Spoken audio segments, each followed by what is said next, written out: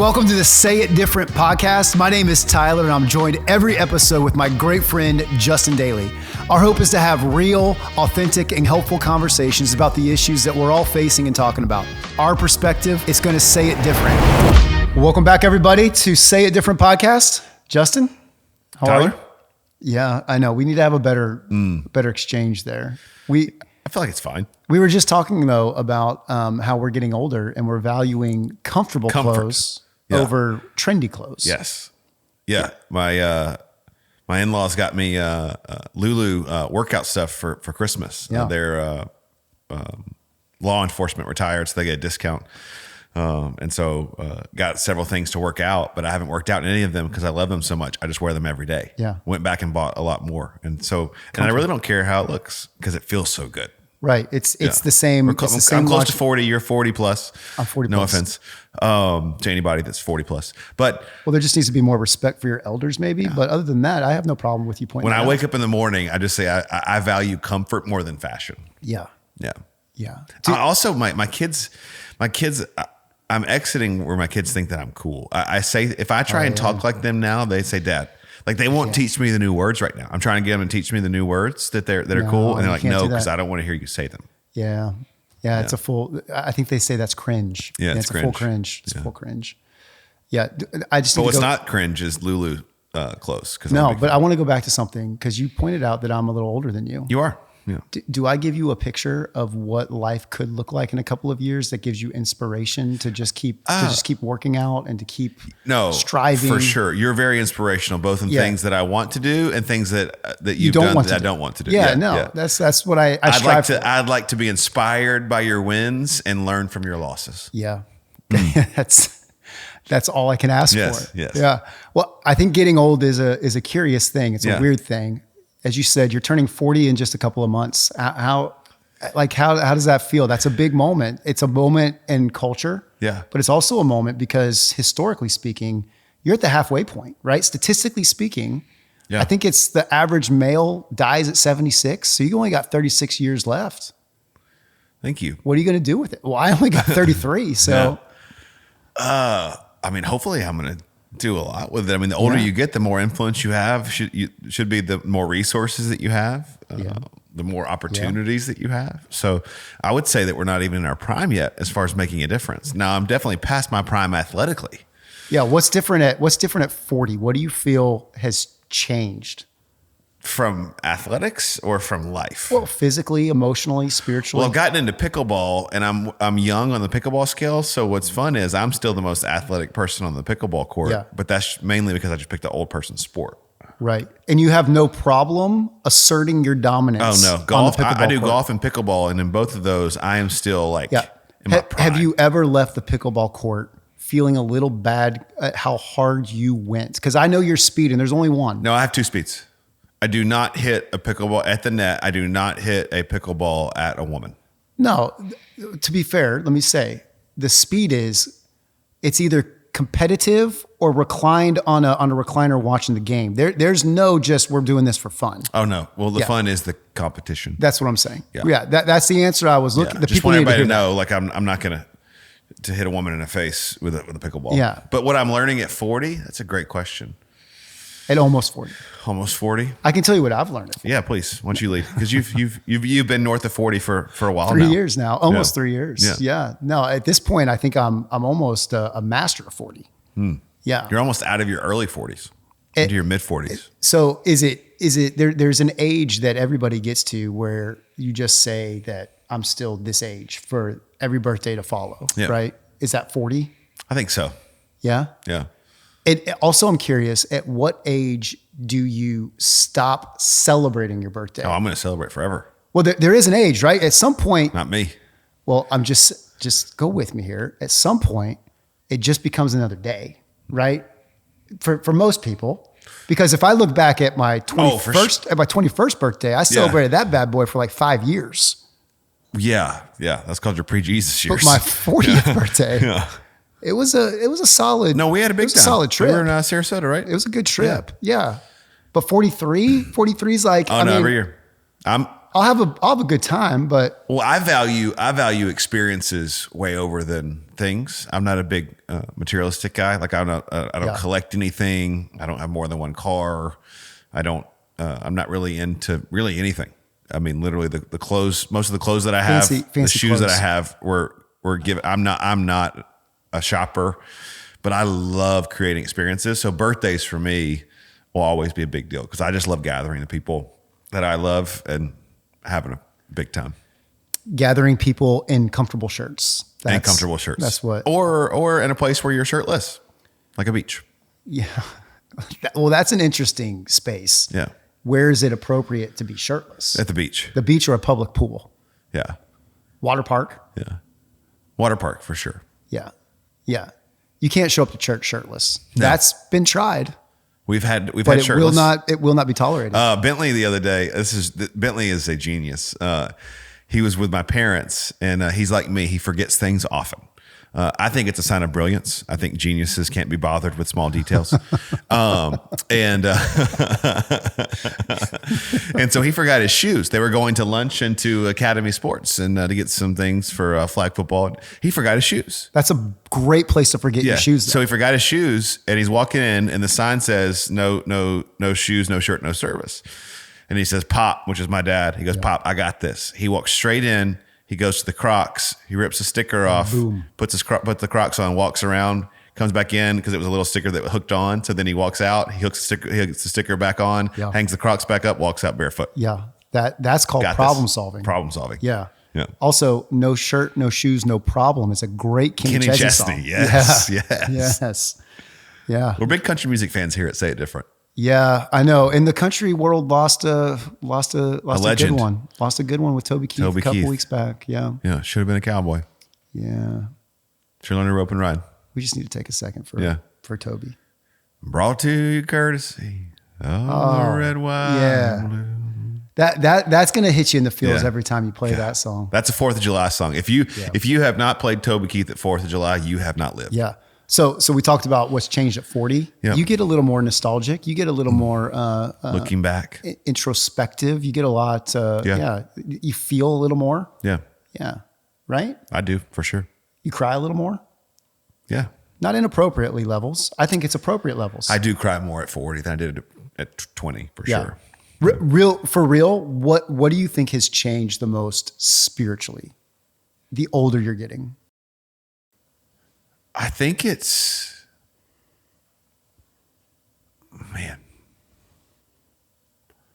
I think I said this on a Sunday a few weeks ago. I've been a Christian, like really following Jesus for 20 years. I was 19 when I recommitted my life. And so I think the longer that I follow Jesus, the more that believing turns into knowing. Yeah. Because I don't just read it and understand it. I've experienced a lot of God's goodness, His faithfulness, His just steadfastness in the midst of struggle. And so I think it's way more mature. Like hopefully all of our relationships are. I think it's just more mature. It's maybe a little less passionate. Yeah. It's a little, the highs probably aren't as high as they were at the beginning. Yeah. But it's just more solid. Yeah. Do you find yourself, I look at the last, it's not 40. 40 is just kind of this fun marker to kind of point to, right? But the older I get, the more I recognize how more I care about the person and less I care about beating them over the head with the principle. So like there's this for sure. Like there's this continual recognition of I've received so much grace, so I'm going to extend grace. Yeah. Not in a way that excuses sin. No. But can't do that. Definitely not in a way that cuts people off and pushes them out of my life. So what I learned in 2020, 2021, 2022, walking through, for me, personal tragedy, childhood trauma, betrayal and adultery in a marriage, losing the sense of family that I thought would be for life. The amount of people that gave me statements when they should have been asking questions changed my life, because I realized that before that point, I was the same way. You can get through this. Here's a verse. Here's a principle. But the people that I kept a close relationship with were the people that asked me how I was doing before they told me what I should do. Yeah. And I think as we get older, we value the relationship more than the principle. Now, you can't change sin is sin, right is right, wrong is wrong. Yeah. But you can't be led by your feelings. But like I talked about last episode, your feelings, your emotions are a great indicator of your emotional health. Yeah. And the first question in loss, in grief, in struggle is, how are you? Not what are you going to do? Right. Not what's next. How are you doing? There's like we can remove the human element, like dehumanize people in a way that makes us feel like we don't understand how they're making the decisions they're making, and I just wish, I wish people in general, the church in general, would do better at this, but I try to do better at just understanding how people are where they're at so that I can help them through the mess and then out of the mess, right? If you don't understand what I learned going back even through like childhood sexual abuse, if you don't understand how somebody got to where they are, you can't even have a conversation of what they should do next. Right. And that takes time. Yeah. Yeah. Like I need context. If I'm going to help you through a struggle, I need context to not just what you're struggling with now, but what is your perspective and your filter of how you even see it? Because we don't see things as they are. We see them as we are. Yeah. Like very rarely do we see things as black and white, factual. We see it through our filter of our wins, our losses, our traumas, our abuse, whatever it may be. And so oftentimes we're giving somebody an answer that doesn't even speak to their problem because we don't understand who they are. Yeah. Yeah. Yeah. It's really an issue with culture, honestly, right? It's this whole kind of us and them language that's everywhere. And, if you're not careful, you can get into that same religious spirit, and it's a Christians versus sinners kind of mindset that completely makes you unrelatable. And if you haven't, so one thing that I learned walking through trauma is I will never say again, and if I do, I correct myself immediately. And you can ask anybody that I talk to, I know how you feel. I don't know how you feel. Yeah. I've never experienced your life in this situation. So what I'll say is like, man, I haven't gone through exactly what you've gone through, but man, I know I've gone through something that's really tough, and I don't compare, I don't contrast, I don't pretend to know, but then I can speak from a place of like, I don't know exactly how you feel, but what if we can kind of relate, and then now we're connecting and like, oh my gosh, as opposed to, so many people, first off, give me principles, and second off, say, well, I know how you feel. Like, you don't know how I feel. Right. Like yeah, it's one of those things that just come out like a cliche, but it is pretty offensive if you break it down. I understand how you feel. Yeah. Did you go through what I went through? Yeah. Because if you didn't, then you don't. Right. And I thought I did. So the reason I'm so passionate about it is I thought I had read the books. I had pastored tens of thousands, if not hundreds of thousands of people throughout 15 years of ministry. Like I thought I had the answers. I give people answers for a living. Yeah. But then when you go through it, you're like, I didn't have any of the answers until I experienced it. Now I can actually help somebody. Yeah. Yeah. No, I mean, it's kind of a crazy process of, like I said, getting older and kind of recognizing some things. And man, thank God that he's faithful to kind of like reveal these things to us now and not when we're 76 and on our deathbeds. I got one more thought. When people are going through something tough, they don't want your advice. Right. That's something I learned too. Yeah. I didn't call somebody to be told what to do. Yeah. I'm a grown man. Yeah. I know what I should be doing. I called you because I'm hurting. Yeah. And I need to know that you care. I need you to know that you're going to encourage me. I need you to pray for me. As a Christian, I value your prayer. But in the midst of going through something tough, I don't want your advice. Yeah. That's not why we're talking right now. Yeah.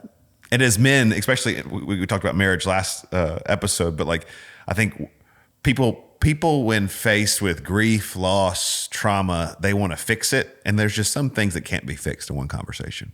Right. And so I think that's what I would like to let people off the hook of, like, just be present, be there, be empathetic, be understanding, ask questions. But that's what I'm learning. And I'm learning that with God too. I don't make statements at God. Right. A lot of my conversation with God is a lot more questions, not like questioning, does he exist? But like, it's a lot.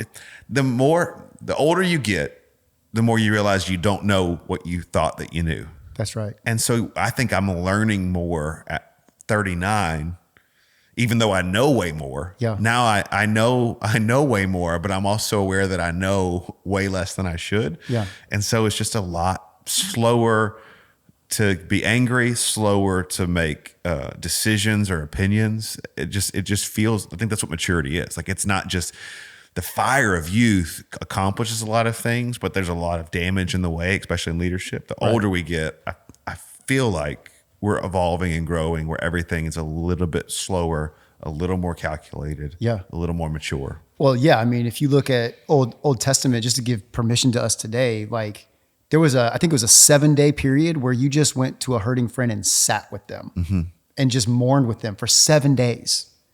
And so when we go into a hospital room or whatever it is, a friend that's having a tough day, just go sit with them before you try to fix something. That's it. Yeah. Yeah.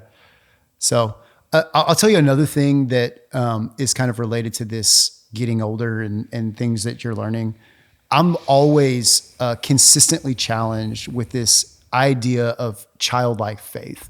So if you look at that, Jesus is looking at his disciples when he's teaching, have faith like a child. Yeah. And it's suggesting that the older you get, that life just has a way of letting you down.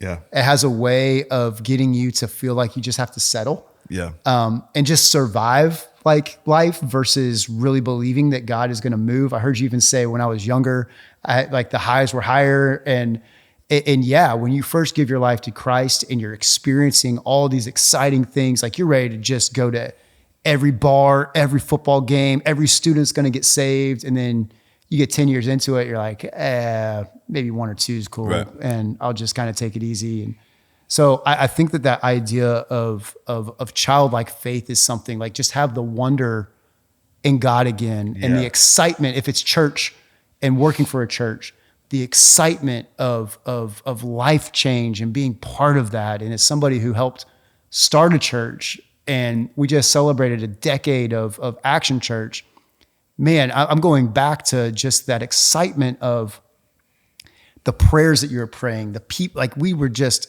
so excited that one person showed up, let alone hundreds, right? And now it's almost like we got how many stinking people in the lobby that we can't have AC for? We can't so it's like no, get back to the wonder. Yeah.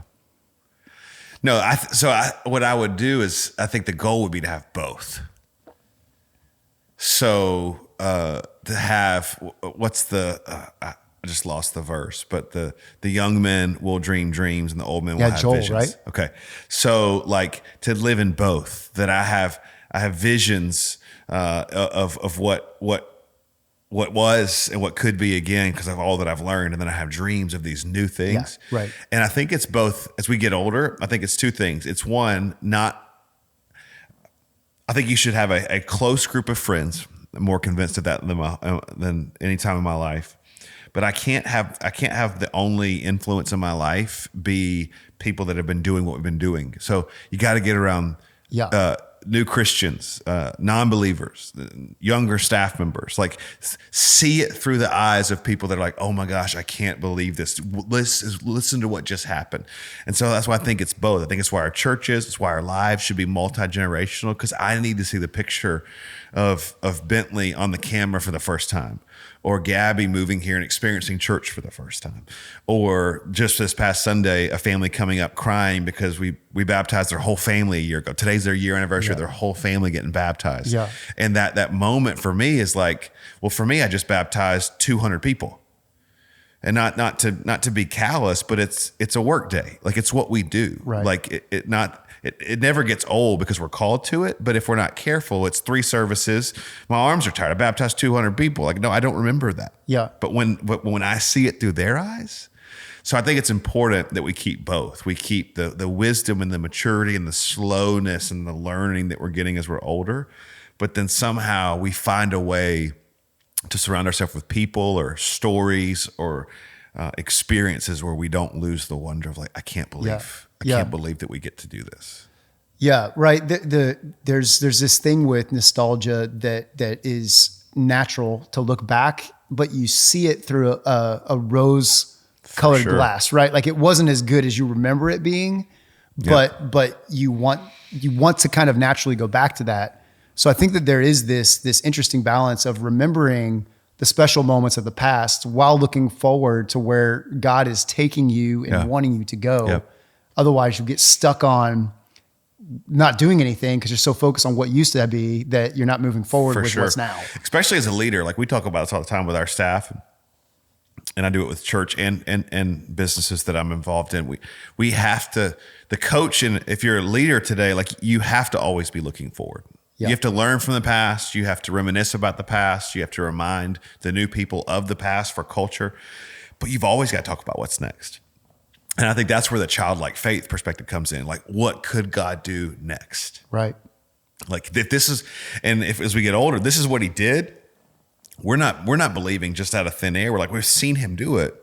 Now we have this faith of what could he do with a group of people or leaders that have learned and then still have the same passion, same fire, same dreams. I don't think most Christians feel like God's let them down. But I do feel like what the enemy's really good at is people letting us down. Oh. And so what that does is that causes, and maybe I'm just speaking from my own experiences here, what that can do if I'm not careful is to cause me to protect myself because there's self-preservation and I don't like getting hurt and I don't like getting mad and I don't like getting betrayed or let down or lied about or whatever. So I'm going to build up this resistance wall of I'm not going to let people in as quick, or I'm not going to let people in at all. And I'm not going to spend or waste what I say in my mind is I'm not going to waste my time on young people anymore, or waste my time on these people anymore. And that is happening all over the place. So I'm hearing you, I'm seeing you nod, like you experience that too. Like what's the, I have to constantly challenge myself with that. No, we've had church members, we've had staff. I mean, it's crazy.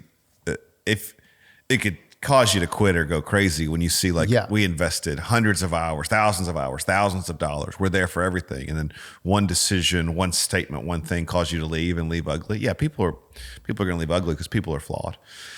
But I heard this one time. I think this will help somebody. I'd rather love you, invest in you, train you, equip you, and you leave than not love you, invest in you, train you, equip you, and you stay. Yeah. So like if I don't invest in you, you're going to stay around and you're not going to be worth anything. So some of our best people have come and gone, and some of our worst people, no, we won't name names, maybe in the after show, have come and gone.